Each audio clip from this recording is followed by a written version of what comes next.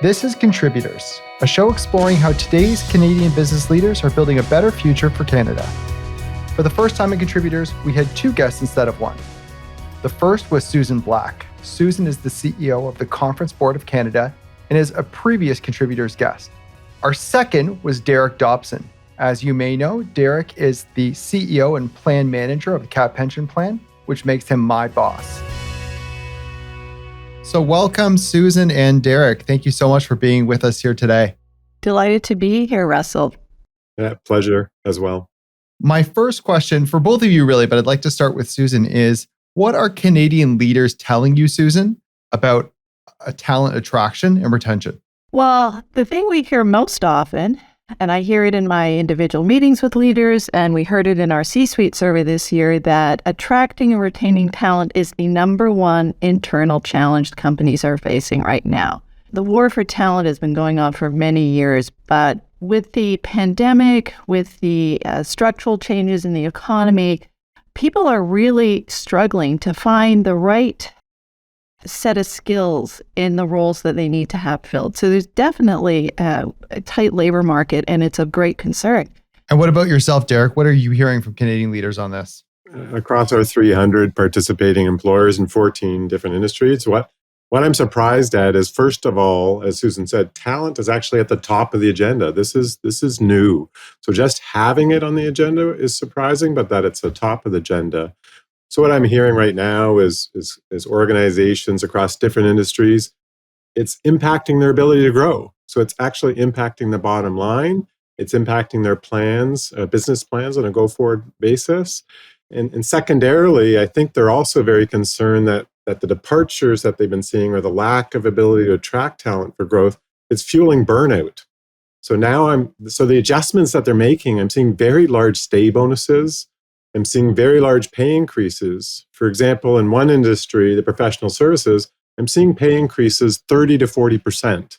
So companies are feeling it, and we're seeing what the reactions are to it, and they're quite significant. Now, what is that, a stay bonus for people who haven't heard of that? Well, often you see elements of, we're trying to attract somebody, so let's do a recruiting bonus to make them sign on. And people who are left behind are saying, hey, what are you doing for me? How are you going to retain me? So a stay bonus is really that retention payment to show that they're valued and they want to be retained. And I think organizations need to be cautious with those kinds of techniques, because they can have a spiraling effect. You end up increasing your compensation costs, and then we get into the wage price spiral, which is a problem across the board for everyone. Stay bonuses can have a short-term beneficial effect if they're tied to a particular goal, a particular project. But if you do it in general, I don't think it really is going to help, because it doesn't get to the core of what employees want, and what will keep them in your organization. But essentially, what people want is to be paid fairly. They want some career mobility and the opportunity to grow in their role, and they want to feel respected and included. So you can throw all the money you wanted them to keep them to staying out, but if you are not attending to those really fundamental principles around talent management, you're probably not going to help yourself in the long run. Absolutely, 100% agree. I think it's a band-aid short-term solution because they had to react because they were caught off guard. But as Susan said, you now have to look at the fundamentals and look at root cause analysis, and organizations need to figure out what their long-term strategy is around talent management. I mentioned earlier that the war for talent has been around for a long time now. That phrase was coined in the late 90s, I believe, by some McKinsey consultants. But what's different about this one is I think we're seeing some structural changes. So the wave of retirement that is coming is going to be profound. We're not going to have enough workers for every job that's out there. The changes that are happening to individual jobs caused by automation and the disruption in different sectors is also going to keep this, make this an intense problem for a long time. We know something like a fifth of the jobs in this country are going to get disrupted by automation in the next few years. That demands a whole different skill set for people. So sometimes when we talk about the labor shortage and the tight labor market, what we're really talking about is skills shortage. We don't have the right skills to fill the jobs that are changing in our workforce. And that struggling with that is not just an organizational issue. It's a public policy issue. And it's an issue for individuals when you think about how do you want to manage your career. You have to be continually upskilling now. And just to talk about the numbers briefly on that, this is not at the margin. So demographers are actually predicting that we could have, for every 5 jobs that we need as a country, we're going to only have 4 candidates. And I think that's a good segue. What I'm hearing in my network is there's people who are saying, oh, this is just temporary. The recession's going to shake this out. And then there's a group, and I'm in this group. No, this is permanent. So I've changed the McKinsey thing from race for talent to marathon for talent. We need long-term strategies to address this. Well, I'll share another shocking number with you. The 4, the only having 4 candidates for 5 roles.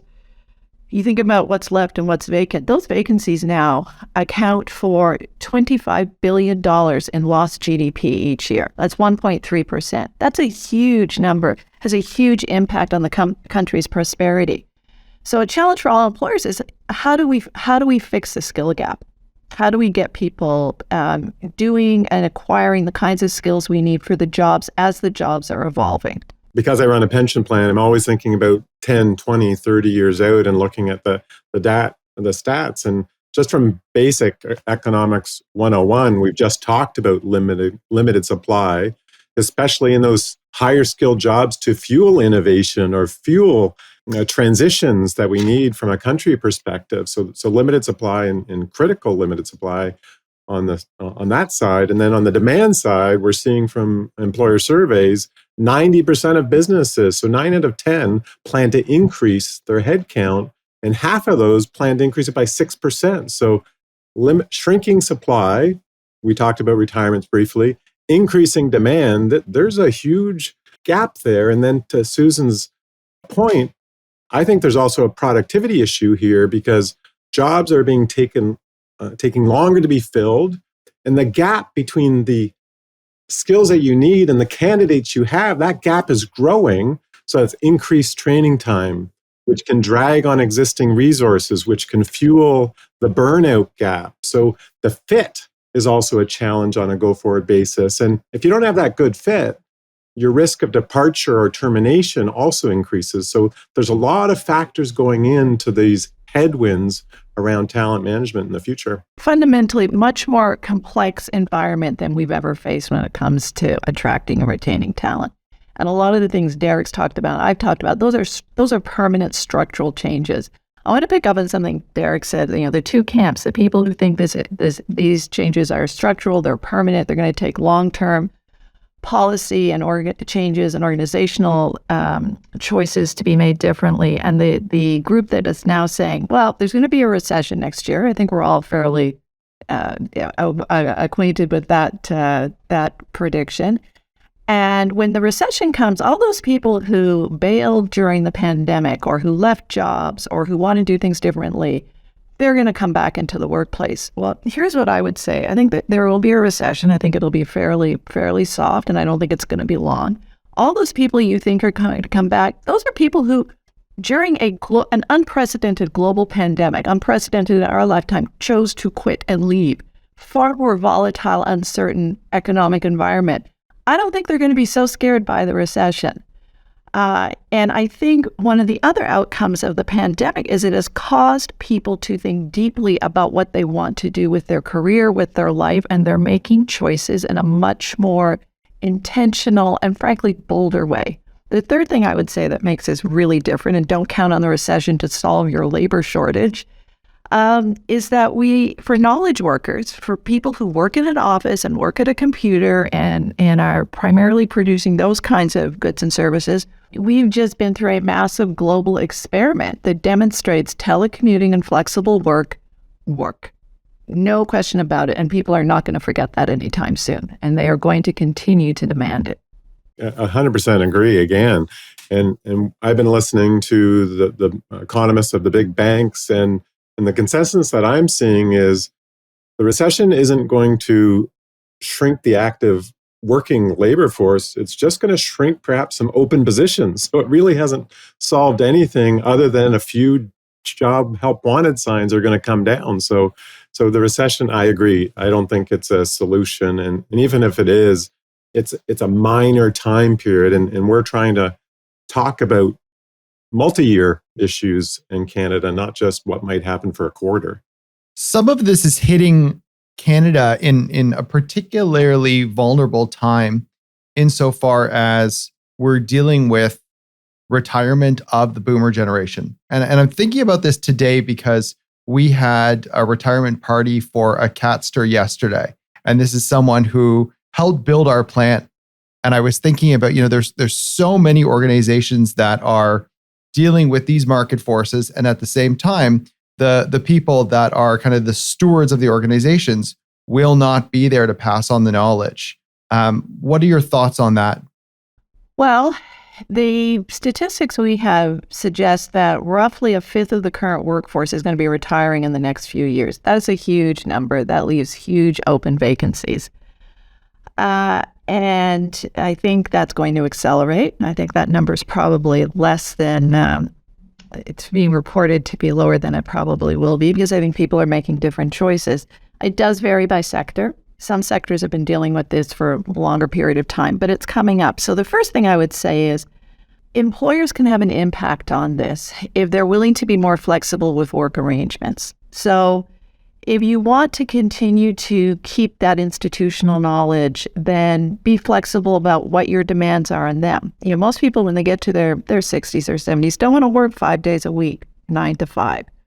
But can you bring them in on a project basis? Can you bring them in a couple of days a week? You'd be surprised at the number of people that want to keep their toe in the water, if you will, or would like the extra income, who would be willing to do that. There has been many decades of resistance to do that. I think we still have managers today who subscribe to, you hit a certain age, or when you say you retire, you get your gold watch and off you go, and it's very binary. I think we have to think about it much more flexibly.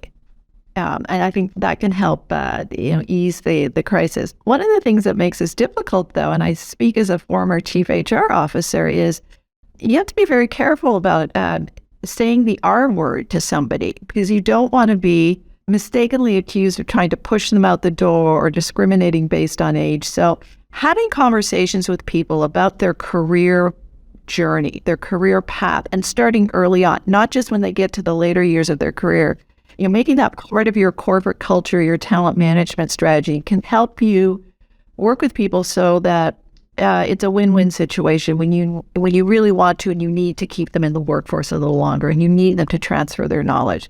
There's lots of benefits to older people. They're not, by the time you get to that stage, you're probably not as interested in engaging in the political shenanigans, let's say, that go on in many organizations. You're not looking to get the next job.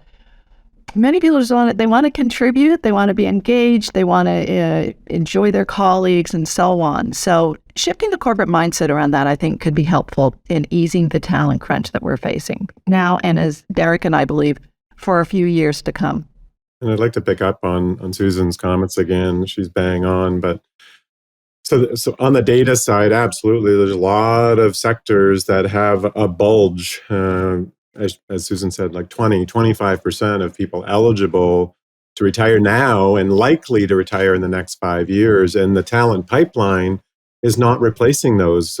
There's misalignment with the education sector, but they're trying to fill gaps there. But there's no grand plan to sort of fit people with jobs. And more employers were pushing training outside of their mandate. Now I see more and more employers pulling in education and training into their mandate and just getting people who are dedicated and willing to learn and have a growth mindset and bringing them in and training. Seen lots of companies, including at CAAT, we've developed CAAT Academy to train people up. So hire good people, then teach them the skills. So before you could just go out and say, I need these 3 skills, and you get them. So we have to pivot there.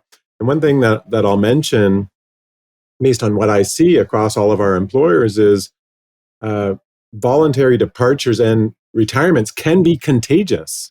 So if you start to get a little bit of momentum of people leaving, then that can actually, whether it's by termination, by voluntary leaving, or by retirement, other people start to reflect on that themselves. So it brings the conversation, or it brings the awareness of those things element. And then And then coupled with what I'm seeing on the retention side and the attraction side, well, why don't we pivot to the attraction side?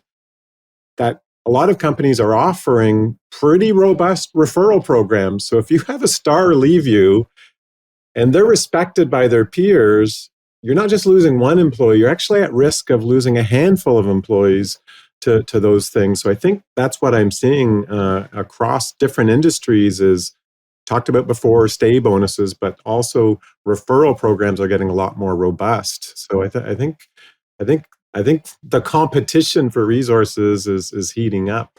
And I'll mention in one particular industry that we're in, so two market leaders, and I'm not going to mention them, two market leaders there. So market leader number one, $5,000 signing bonus and a $5,000 referral bonus.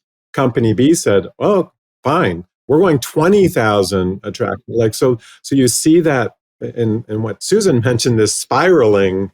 It's a bit inflationary, which we're also trying to combat. So there's a lot of stuff going on in microcosms, but I think that will filter into larger components of the talent marketplace. Yeah, they all accumulate. So I suspect those organizations you're talking about, Derek, are larger, are profitable, have money to do that. We know Canada is a country of small and medium-sized businesses, 97% of them. So it's very hard for those businesses to compete with those kinds of benefits or attraction tools. So again, that it puts a lot of pressure on companies when they're trying to fill the roles that they need to fill, which, as we said, has an impact on productivity. Yeah, absolutely. I was talking yesterday with a company from New Brunswick, 56 employees, and basically their total HR budget gap, they have 2%. So they're trying to figure out what do they do with that 2% because they're dealing with a supply chain issue where they're not able to get chassis in. But they're in that other theme that I'm seeing, not as prominent, but it is a subcurrent theme of a bit of a hoarding resources. So even though there's not necessarily full work for them to do, they're really nervous about, because what we saw in the pandemic is people leaving. If it happened for many, many months, they just move on to a different industry. So there's more and more employers, even with tight budgets, who are focusing on retaining. So to me, retention is the number one tool that has to be utilized in the marketplace because of the retraining not being able to access. And back to Susan's point, at CAAT and some other employers as well, we're focusing on non-traditional resources. So can we support phased retirement? So I want to retire. Is it you want to fully retire or you just want more time? We can accommodate that. We can move you down to 2 days a week. Working parents, return to work from paternity leave. It doesn't have to be 100%. Maybe when we have an employee who's back 2 days a week, that was the perfect balance for them. We can make it work. And then we're also tying very much into a very vibrant student population. And I tell you, there's some amazing rock stars, and we're getting good percentages of people who come in, they see our culture, they love our culture, and then they come in as full-time employees. So they're productive as students, but they're also excited to join us on a full-time basis. So as Susan was alluding to, and as I'm articulating, you have to have a multi-prong approach to talent management. Yeah. And I think one of the central features of that multi-prong approach has to be, Derek, what you raised about flexibility. And again, this is an outcome of the pandemic. People have enjoyed enormous and unprecedented flexibility about how they do their work. Again, knowledge workers, we're talking about office workers. And once you've tasted that, you're not going back. So the ability to lose the old mindset that everybody has to be 5 days a week and everybody has to be full-time permanent and everybody has to be in the office. The quicker an organization can wrap its mind around how to do it differently, the more competitive they are going to be for employees. And there is an abundance of evidence around this now, anecdotal and research-wise, that people want flexibility. They don't want to be there full-time. I'm sure we both have stories of employees we've been able to get because in the case of the conference board, we're totally virtual. Derek, I think you're more of a hybrid model, but employees you can get because you can provide that. Employees who are shopping jobs right now to find that because employers have said to them, you must be back. So flexibility is going to be a huge long-term theme in what you need to do to keep employees. And I definitely agree with Derek. It's like customers. We all know it is much more expensive to attract a new customer than it is to retain an existing customer. It's the same with employees. Yeah, absolutely. And I couldn't agree more. And what in my network of CEOs and reaching out to other leaders, we're challenging ourselves to how do we need adapting our organizations? And the themes that I'm seeing come out of that definitely piggyback on Susan's theme. So active listening. We have to listen more closely to what our employees are asking us for and be open to change. Number two, we can't rely on as humans, we often say, I have experience, but it's a backward-looking experience.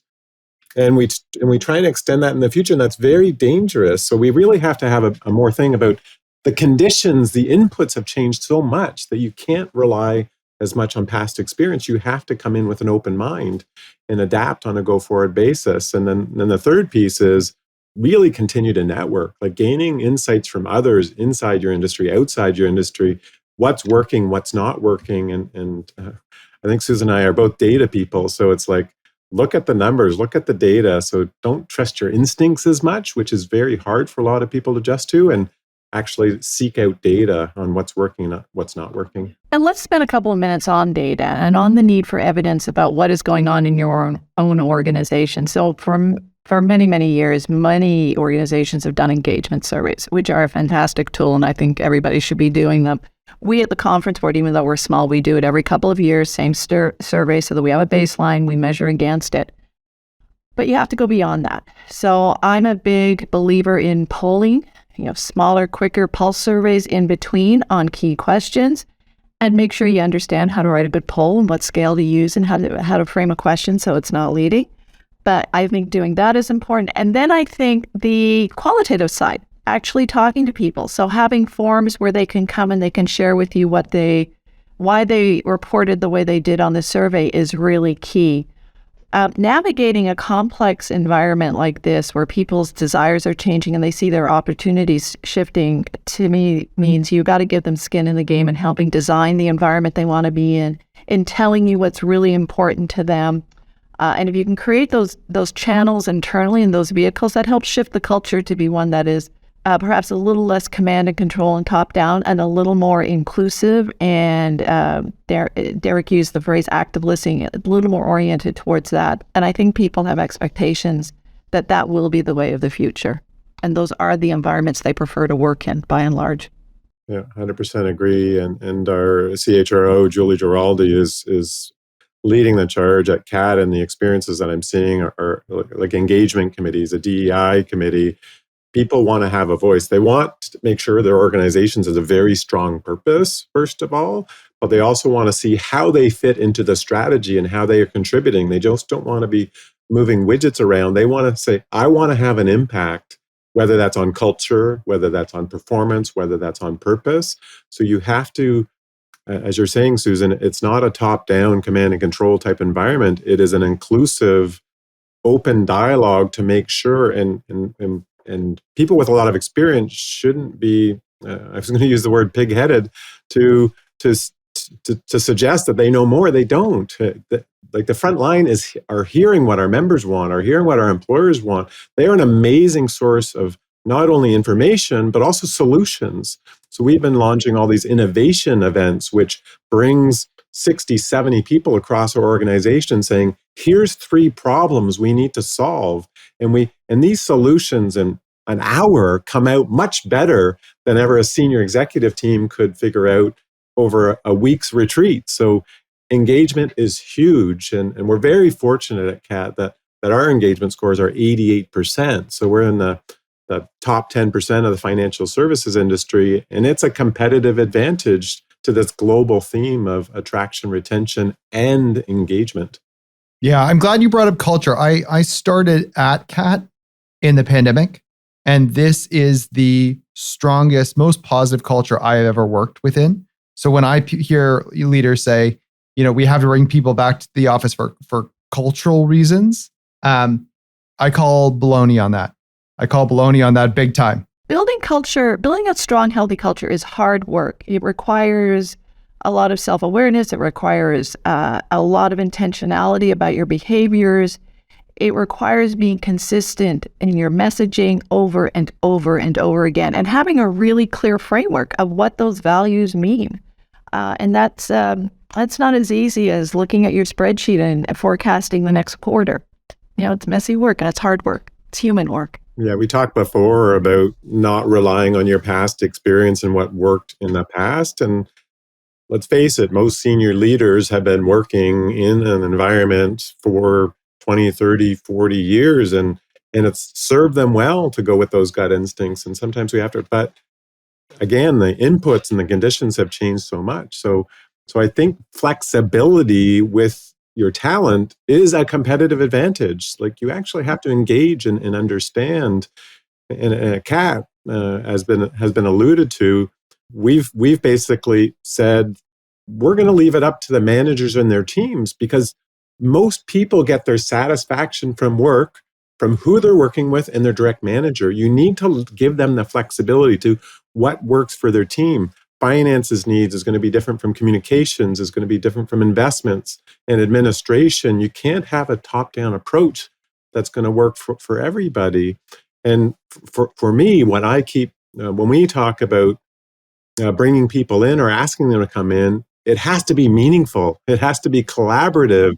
It has to be innovative. It's not, as you said, hey, let's all sit together with our headphones on. That makes no sense. You force me to commute at 2 hours that day in bad weather, and all I did. So they're going to be disgruntled if it's not meaningful. So you really have to make it meaningful. Having said that, we also experienced in the early part of the pandemic is that for people to feel connected, they needed a better onboarding experience. So we are over indexing on that onboarding experience and getting the whole again, not having that one person come in and sit by themselves. That's not the onboarding experience I want to talk about, but getting the team and being purposeful about making sure people start to, and I know culture isn't in person necessarily, but having those connections built in, where we've seen our retention or our departure rates cut in half by adjusting our onboarding experience. So as we're all saying, has to be meaningful, has to be thoughtful. And this, for me, what we're in, and we're going to be in for a while, I call it the grand experiment. And with experiments, you have to test, assess, readjust. So I think this is a model that we have to continue to follow in this area. No, I completely agree around, test and iterate and readjust, and hopefully organizations understand that they have to do that, and that it's okay to say that this didn't work. And just because something didn't work doesn't make the leader or the manager a failure. We learn from that. I send that message to my organization all the time. If we're changing, we're pivoting, we're going in another direction, that doesn't mean the past was a fail. It just means it's time to move on, and we've reassessed. And it's a hard sort of cultural norm to push through, though, because the business world and the way organizations are often structured is binary. Like, you pass, or you fail, right? And you did really well, or if you change anything, it undermines the credibility of what was done in the past. But I think that's important. I want to pick up on what you said about onboarding, because when the conference board made the decision to become entirely virtual, we were very intentional about 4 different things. The first thing was we included made space for employees to help figure out how we were going to do this. So we had employee task forces, and they looked at things like work from home policies, technology policy, training approach. What were we going to do? So again, that goes back to our earlier discussion. You have to give people a voice. It's good basic change management. People will go with change if they feel they've been listened to and heard, and they've had some skin in the game. The next thing we did is we hired a full-time internal communications manager, and we're less than 200 people. That's a big investment, but it paid off enormously. But the third thing we did was we invested in the employee value proposition very significantly for our size. So as you know, Derek, one of the major things we did is we joined the CAAT pension plan. We went from a group RSP to giving people far more financial security. Another aspect of increasing the employee value proposition was we gave more vacation, base vacation, we invested in training, but we really amped up our onboarding too. because we realized if you can't walk down the hall and meet your new colleagues, there has to be a substitute for that. There has to be a replacement for that experience. So we did things like every month I give the onboarding orientation. We have a deck. I spend a couple of hours with groups of new employees, and I walk it through. So I get to meet them. They get to meet me. We have discussion. Gives them a mental map of the organization. We follow that up with other onboarding sessions about parts of the organization that are important, like our knowledge management and our marketing and so on. So we do that. We now pair everybody with a buddy who comes in. So things like that do make a difference, and they do help connect people in a way that reinforces the culture, again, makes them feel included and respected. And if this whole conversation about the retention and attraction of talented employees, these are long-term programmatic changes that organizations can engage in to really help reinforce that and position the organization for more success. Because it is getting nothing except more competitive to get talent now. Yeah, that's so powerful. And that thing of what we need leaders to do differently is we need to interact with each other and share experiences. And what I've also seen with the organizations who are doing very well, it's back to that mantra that we were sharing before. It's, if you're going to fail fast. And if you're going to make mistakes, don't repeat the same mistakes. So those are two things, but you have to be open to making mistakes if you're going to be successful. But then you have to have the supporting culture that mistakes aren't a black mark on the manager or the organization. It's, no, that was an investment and we failed fast and we moved on. So yeah, it is about culture that willing to take risks are going to make companies and organizations succeed. And in fairness, I think we've known all these things for a long time. I am sure there have been a multitude of Harvard Business Review articles on all of these issues and these ways of managing and promoting the health and prosperity of organizations and employees. But again, what's different now is you really can't ignore them anymore, or you ignore it at your own peril. Now, the circumstances of structural changes in the economy, the grand experiment of the pandemic proving what is possible and shifting people's mindsets, the looming retirement crisis, that means really to take these things that we've known for the last few decades in terms of how you manage well. And as I said, you have failed to put them in at your own peril. And that is harder for managers. One of the other things I always say to organizations now is that it's tougher to manage in a hybrid or virtual world. You have to be much more intentional. Every individual manager has to be much more intentional about the conversations, the decisions, and the directions they're giving. You can't fluff it off anymore. So you really need to understand performance management and hold people accountable. You really need to coach effectively. You can't, that sort of buffer that exists if we're all in the workplace and we can make assumptions and it feels good. And okay, that's gone away. So it's tougher and it requires more of managers. Yeah, I'm reflecting a little bit on all these valuable pieces of advice, and all these elements are also directionally positive. And when I'm reaching out to our network and internal discussions, this is all good, but I only have so many resources. What should I focus on first? So I want to pivot slightly to that. As my advice to business leaders and people leaders is you have to focus first on retention. If you have departures, that's going to fuel burnout, and that's just going to continually put you on a negative spiral.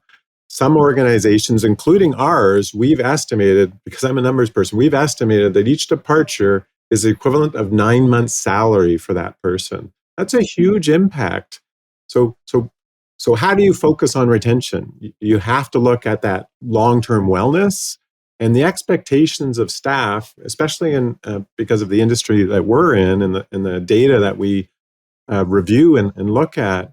People are expecting, most people, 80% of workers are expecting their employer to be leading their personal wellness journey, whether it's mental wellness, physical wellness, or financial wellness. And on the financial wellness side, it's not just my paycheck or my benefits program. It's, what are you doing about my retirement wellness? You referenced that a little bit, Susan, but it's actually a very powerful lever. And we've put some information on pensionsmatter.ca website with a lot of stats to help people understand what are really employees looking for, expecting. Because I don't think they're going to come into the HR department and say, I do not have the financial skills, because that is a career limiting move in their mind. But they're open to sharing that in surveys. And one example on that pensionsmatter.ca website is 60% of people won't even consider working for an employer that doesn't have a pension arrangement at work. So you are really shrinking your available workforce if you do not look at financial wellness in more holistic sense. So my advice to leaders is, if you don't fix the retention issue, all those other issues get a lot bigger and more complicated. I want to jump in on that because I actually have a pension question. I'm not sure if it's for Susan or Derek. Maybe either of you can answer it, which is, Susan mentioned earlier that one of the things that she did at Conference Board of Canada is enhance their pension plan through CAAT. And I think there are likely people listening today, business leaders, who are thinking, I'd love to do that, but I know DB plans have this long time horizon, and I think it might put the employer at risk if the benefits can't be paid. What kind of option do those employers have if they're interested in this, but they don't want to increase their risk? Yeah, happy to take that. And this is not meant to be self-promotion of our pension plan. But like we've been talking about, there's more creativity now in the pension retirement space and those long-held beliefs that defined benefit plans should be avoided at all costs. They're not opening up their eyes to that there are new innovations that have happened in the industry, CAAT being one of them. There's others as well. And essentially, we listened to employers and they said, don't want anything on my balance sheet. I want predictable costs and ideally the same costs that I'm currently putting into my retirement plan. And then we surveyed Canadians, and the Canadians said, I need predictability, I need security, I need a pension that lasts for my lifetime, and one with inflation protection. So we just listened and we said, how about we design a product that has fixed costs for employers and nothing on the balance sheet? And for the employees, the attraction, retention, wellness, productivity values that are associated with the traditional defined benefit plan. So we took what was a single employer defined benefit model, which was doing wonderful things from an HR goals perspective or a people goals perspective, and we paired it with what financial CFOs needed in the workplace. So we are definitely one of the unicorns in the industry that you can have the best of a group RSP or defined contribution plan and the best of defined benefit plans at a reasonable, affordable cost. So one final question from me for both of you, which is, if we have people, business leaders listening today, watching today, and they're thinking, where do I start? What's the first thing that I do for talent attraction, talent retention? What's that kind of first step? Susan? Well, I suspect they're doing a lot of things already. So I'm going to give you two things. The first comes back to what we talked about around data. Always understand your own workforce. Always be talking to them. Survey, do focus groups, create vehicles where you have employee feedback on a regular basis. Because as senior leaders, we always run the risk of thinking we know everything or we know too much, or as Derek said, we rely on our gut and our past experience. So always come back to your data and your evidence and have it as an ongoing program. The second thing I would say, and this is, we're seeing this in the surveys we do around HR matters, you cannot possibly overestimate the need to communicate all the time about what you're doing. People need to hear it multiple ways. They need to hear it through multiple channels because everybody's bandwidth is fairly constrained. But there's an expectation, and I think rightly so, around transparency and authenticity. And people may not like what you're doing, and they may disagree with it. But you're better off telling them and being honest about it than having them operate in a void. Because we know, nature abhors a vacuum, right? They'll fill it with things that aren't true and aren't what you want to message. So continually talk to your employees and use the methods that are sound for figuring out what they want, what they need, what their environment is looking like. What can you do to make sure they work to their full potential? And communicate. It all starts with retention.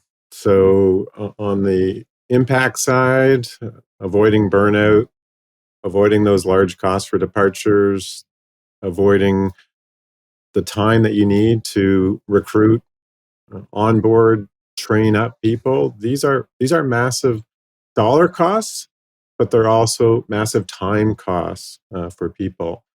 So that's the issue, and that's the business case. So what is it? You have to focus on listening and communicating, as Susan said, but you have to adjust. You have to be willing to do different things and trying them and assessing. We talked about pulse surveys.